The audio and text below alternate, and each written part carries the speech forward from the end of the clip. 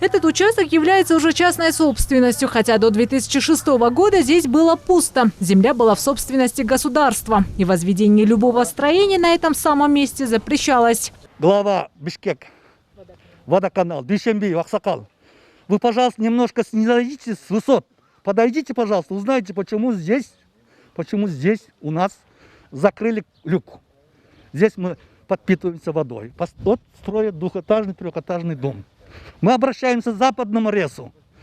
Почему над вашими электровольтными линиями проходит двухэтажный дом строится? А где наша безопасность? А где же наш свет? Вот, а где же теперь будет вода?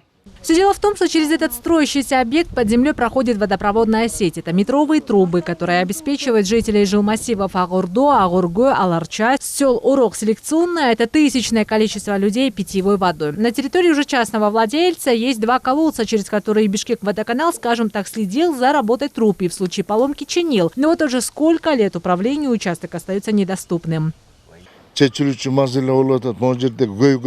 Мы несколько раз обращались к органам власти, но нас никто не послушал. Эта зона опасна. Под землей метровые трубы-тысячники, которые подают воду не только нам, но и другим новостройкам. Всегда эта зона была пуста, и службы приезжали, обслуживали, следили за их состоянием. Сегодня здесь все перекрыто, и госорганы бессильны.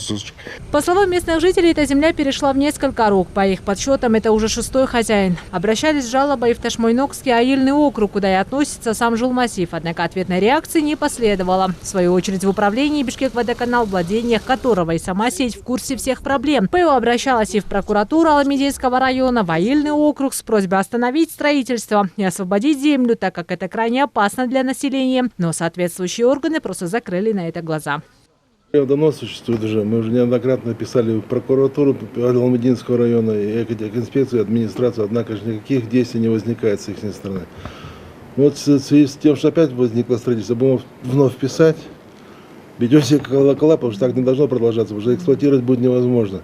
Не дай бог, что случится, мы же не заедем, не откопаем, ничего не устраним. Тупо Аламединский район и Соколовский отдают землю. Не думают, где брать воду, где будет канализация. То есть, вообще так, то есть какая-то халатность с их стороны, со стороны администрации.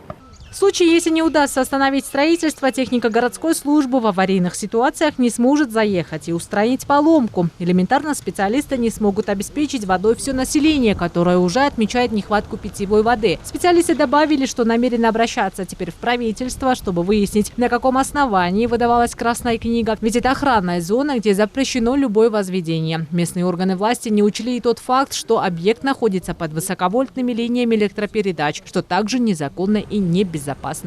Элиза Балбакова, Калыбек Абдымамытов, Нью ТВ.